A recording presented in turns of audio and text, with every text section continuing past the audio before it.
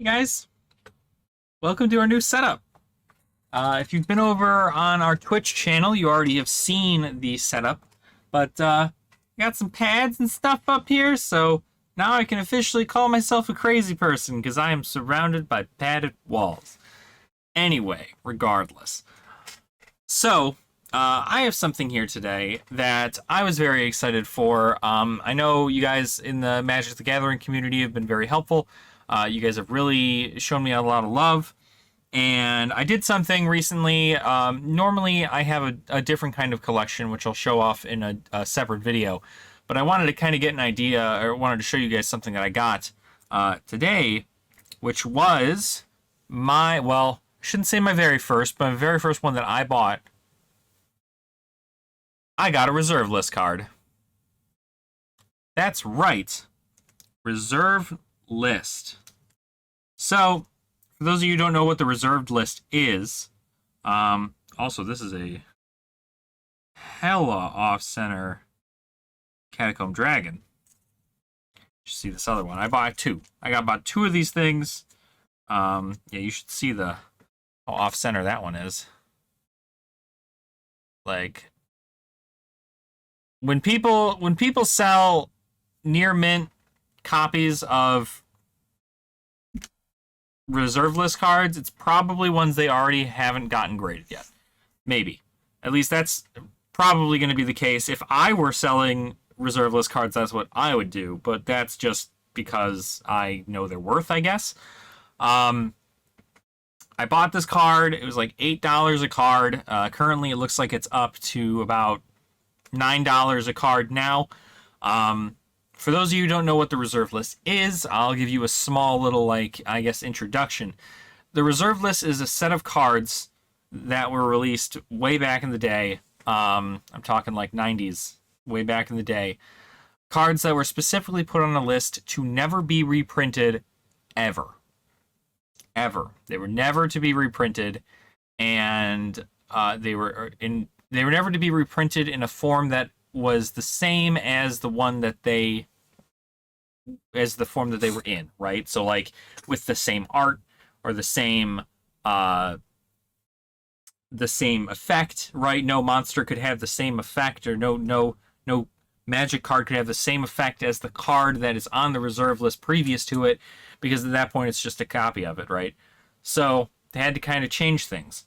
And now you see a lot of that stuff happen even nowadays. You see a lot of Wizards of the Coast kind of making cards that are almost like reserved list cards, but not really reserved list cards, which is a way they can obviously scoot around it. But at the end of the day, if you're looking to truly invest in Magic the Gathering, this is what you're looking for. Not specifically Catacomb Dragon, but there are hundreds of cards in the reserved list that will easily make the mark for a great collection, right? You've all heard about the Black Lotus, right? Black Lotus is probably one of the most rare, sought-after Magic the Gathering cards to date, just due to its popularity and its power and its rarity, because it, along with many other cards, are part of this thing called the Power 9, right? And so these are like some of the most expensive cards in those sets. Specifically, the sets were from Alpha, Beta, Unlimited, and then that was kind of it. And then Revised, I guess, also had it, but not really. So Revised stuff goes for a little bit, but it's nowhere near what ABU goes for. So, obviously, if you have a lot of money, right, and you have the availability to find a Black Lotus that has been graded, then you're good, right? And once you've confirmed its authenticity, that's great. But there are a lot of things that you also need to look out for when you do look for these reserved list cards, because while they are nice, there's a lot of the cards.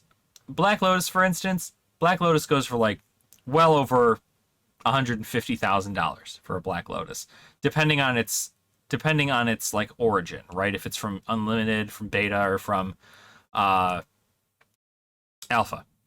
So obviously do your research on that matter, but it is definitely important to know that there are going to be a lot of cards in this set, in this whole like reserve list, that are going to be pretty pricey. And it's pricey because they are really rare. Cards range anywhere from, really, they range anywhere from like a couple bucks to like up by that Black Lotus number, like roughly about $150,000. And that's for a raw Black Lotus. Um, if I were you guys, I'm not a financial advisor. I know a little bit about the card game in the sense that like I know what to look for. If I were you guys, I definitely would make sure that the card is graded when you buy it. It's very difficult to find raw copies of cards. For instance, when I say raw, I mean this, right? This is a raw copy. This has not been graded yet, and it's right from a pack into a sleeve and kept in near mint condition for me. And raw is literally anything that has not been graded yet. Um,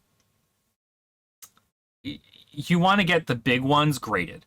If you're going to spend like thousands of dollars on a card, not cards, a card, I suggest making sure it's either graded beforehand or you at least know enough about it, or you know someone who you can bring with, or someone who you can have help authenticate the card's condition and its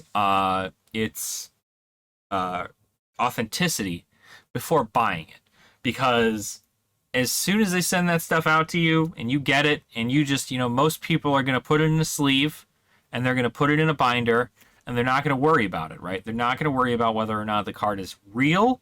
They're going to know they got it, and they're going to be so happy about it. They're going to put it in a sleeve. They're going to put it in a binder. They're going to show their friends. Their friends are going to be like, oh, that's really cool. And then you're going to eventually go to sell it, and they're going to go, this is a fake card. And then at that point, right, it's like years down the line, right? So always be vigilant when you're doing stuff like that. It's always very important to make sure that you do your research beforehand. But there are plenty of cards that are available for the reserve list that are not like $100. And I even say, like, I mean, for an investment purpose, right? $100 for one of these cards, pretty good. It all depends on how much you guys can afford. I can't afford a $100 card like every week. I can afford a $100 card maybe every month, but like not every week, And like that's a good, it's a good starting point, because you can get one $100 card a month, or I could get several other cards for a much lower price starting off. So a lot of the stuff starting off pretty cheap as far as they go. Usually they tend to be cheap because the cards are not good. Like their use in, because you can still play these cards. Like while they're not going to be reprinted ever, you can still play them in decks. So you can play them in, you have to check your ban lists and everything like that, and what is available in what set. But for Vintage and Legacy, these cards are pretty good. Obviously, if you have them, you can play them. I don't know. I love the game to death, and I love playing the game. You wouldn't watch. You would catch me dead before I ever sleeved a Power 9 card and then used it in a deck.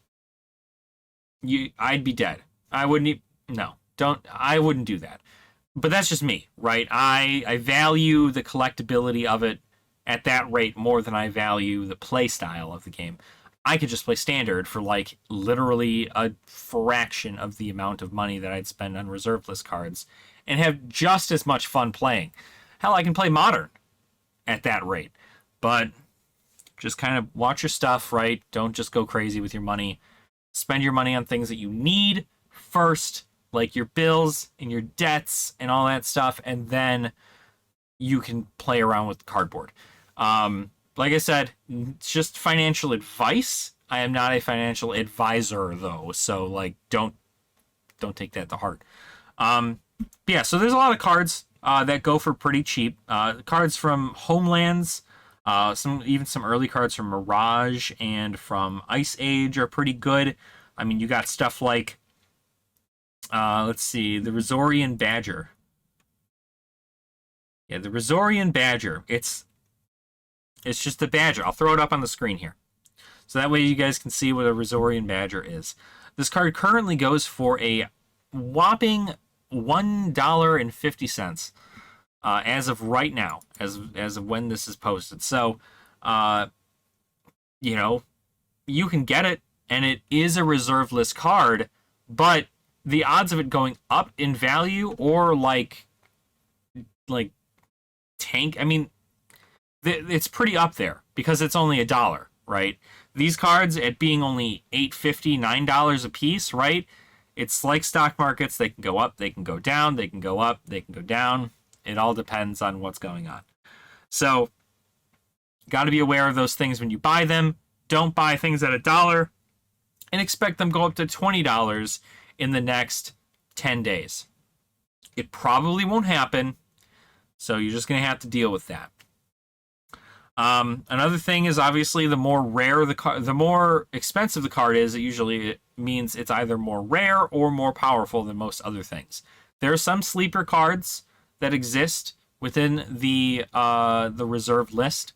I'm not too familiar with the like meta format of Vintage or Legacy, so I couldn't really tell you what cards are being used on a regular basis.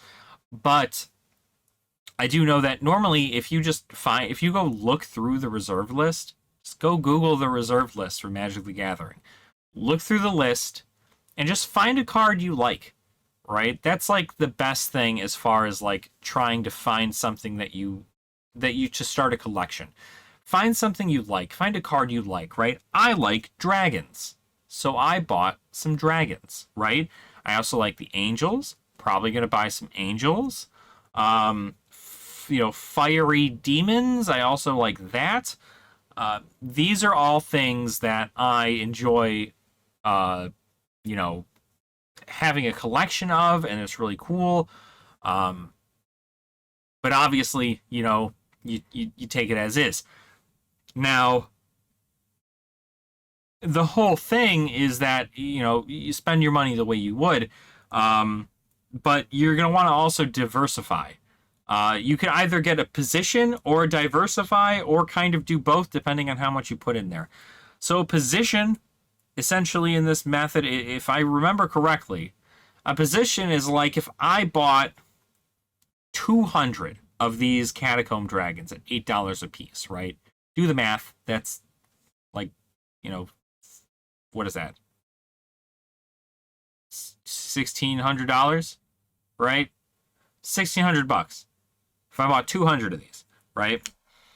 This is at near mint. They're probably much lower at a damaged state. Buy the lightly played and the moderately played and the heavily played ones too, because that's a position, right? You have these cards available. Hell, buy the damaged ones too. Why not? You might as well. I don't normally buy damaged cards, but in a situation like this, I mean, one, it would have to depend on how damaged it is. I mean, if they've ripped the card in half, I wouldn't buy it. But, because obviously it's garbage, right? But damaged, in a sense, is like, if there's a coffee stain on it, right? That's damaged. If there's a tear going through the center of it, that's damaged. Or not a tear, like a fold going through the center of it, that's damaged. So, always confirm the condition of the card as well, but having a position, you buy all of them, right? Buy them if they're damaged, buy them if they're not damaged. It is what it is. So you can do that, or you can diversify and you can get multiple ones of difference. Like instead of me just buying 200 Catacomb Dragons, I can buy maybe 10 more Catacomb Dragon, and then I can go buy 10 of the Razorian Badger that we saw earlier. Or 10 Chaos Sphere for whatever it's going for right now. Like you can put those in there, and you can keep them. That way you have a diversified thing. Some of these cards are more they're more, I guess, like common but not really common. There's just been more printings of these cards. The reason an Alpha Black Lotus goes for a lot is not just because it's rare, but it's because it quite literally was on a low print run. Because if I recall correctly, correct me if I'm wrong in the comments if I'm wrong, but Wizards of the Coast straight up didn't think that their game was going to do very well, so they stopped like printing it, and then it turned out really well, and so they had to remake a bunch of the cards, and they reprinted them in the beta set. So that's kind of the concept. And then they obviously happened again, and then they ended up doing it for the Unlimited, but the Unlimited is white border and not black border like the other ones. So it's all in the air.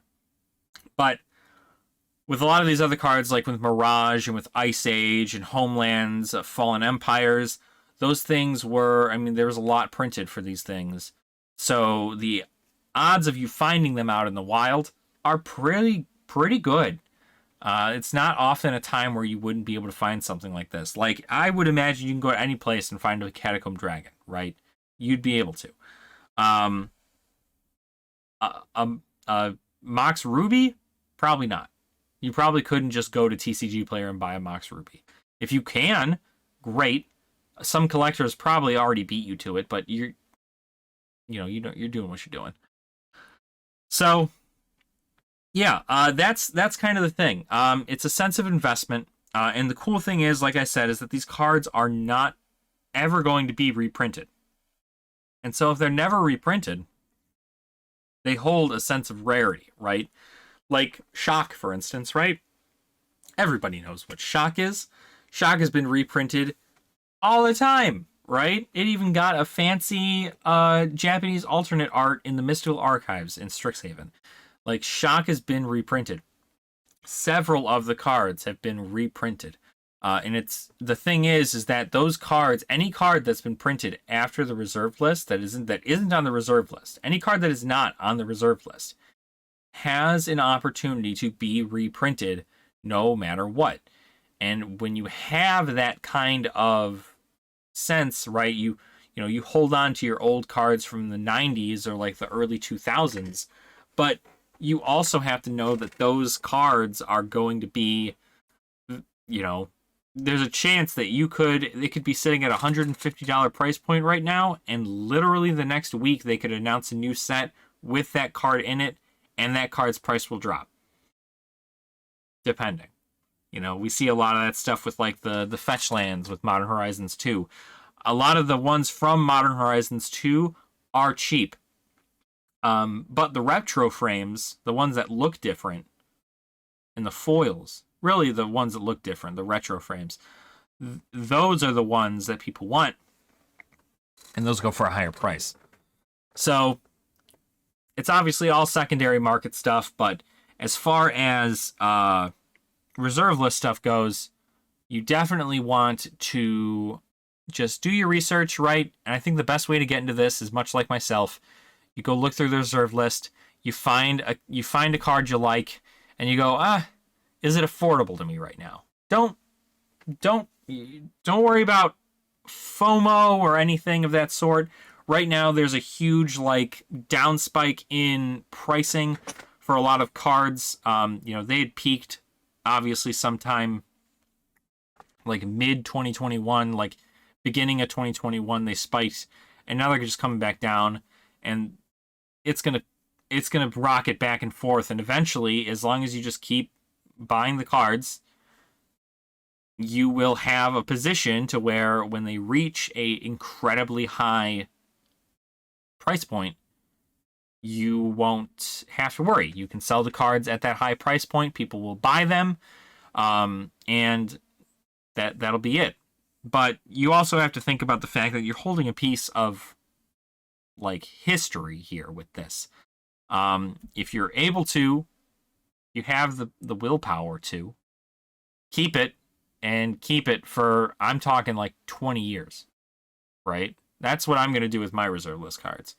I'm going to keep them for like 20 years, unless for some reason, if Catacomb Dragon that I bought at $8, if Catacomb Dragon comes up to $350 a Catacomb Dragon, I'm going to sell these two. But that's an obvious giant spike. Like I need to be happy with my investment, right? The odds of that happening are probably next to zero, but in 20 years, it very well could happen. You know, with the more and more cards get traded amongst people, you know, wealth is transferred to other generations. Certain generations don't know how to properly handle stuff, so things get damaged or they get destroyed and the such like that. So you definitely want to make sure that what you keep safe, and that you hold until it is profitable for you to sell, right? Don't just sell because you see them going down. You don't want to sell on a loss ever. Don't sell because it just went up $1 and you're like, cool, I can make a couple bucks off this. You really gotta like be patient. Which is why this is such a big game for me, because I have a lot of patience. I've had more patience than most people these days. So what I'm doing now is at the end of every week, I am going to be buying some more reserve list cards. I'm going to do more research into reserve list cards and kind of figure out their trends and everything of the such, kind of check that out and see where exactly I can diversify myself, and I can find things to even make a better modern deck or make a better legacy deck or something along the lines. Even in Commander, you know, use cards like this. So it's always beneficial just to do some research. It's probably one of the best things to invest in Magic history, other than sealed product, because these are literally like so special. Like this card isn't even that great. Like Catacomb Dragon is not really that fantastic, but at some point it might be. And especially if you have 200 of these Catacomb Dragon, because you've just been saving up. Every week you buy a couple, every week you buy a couple more, a couple more. And then eventually, you know, you're the owner of like all of TCG Player's stock of Catacomb Dragons. It spikes because people are going to want it, right? And the supply is low because people aren't selling it online anymore because you've bought them all. And then the demand will rise at some point, and then you will have what they need. You can sell to them for your own price, whatever price you want. So that's my talk on reserve list cards. I apologize if this is like a weird, like sporadic video, but I am just real happy to kind of get started in doing this. I've already been collecting sealed boxes. Nothing super crazy. It's literally like standard stuff right now, and like some modern, but no vintage legacy, no golden age era boxes yet. But one of these days I would like to get my hands on it, and I think that'd be pretty great. So with that though, that's going to call it for this video. I want to thank you guys so much for watching. I appreciate your support. I know it's not always the easiest with me talking about cards, because I know it's just kind of boring. But trying to fix my thing. I know it's kind of boring sometimes, but for those of you who are interested, this is a thing. This is an avenue I'm going down, and I'll obviously keep you guys all updated whenever I buy a new card or cards. I'm looking to get a pretty huge collection of reserve list stuff. I'm going to start small because I'm poor, but as I get more into it and kind of get myself around in there, you know, we can start building ourselves a better empire, essentially. So thank you all so much for watching. I appreciate your support. Please make sure to like the video and subscribe to the channel as well if you haven't already, for more fantastic reserve list content. And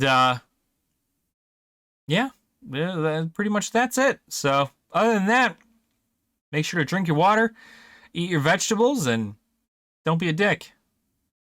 Catch you guys all in the next one. All right. Nerd out.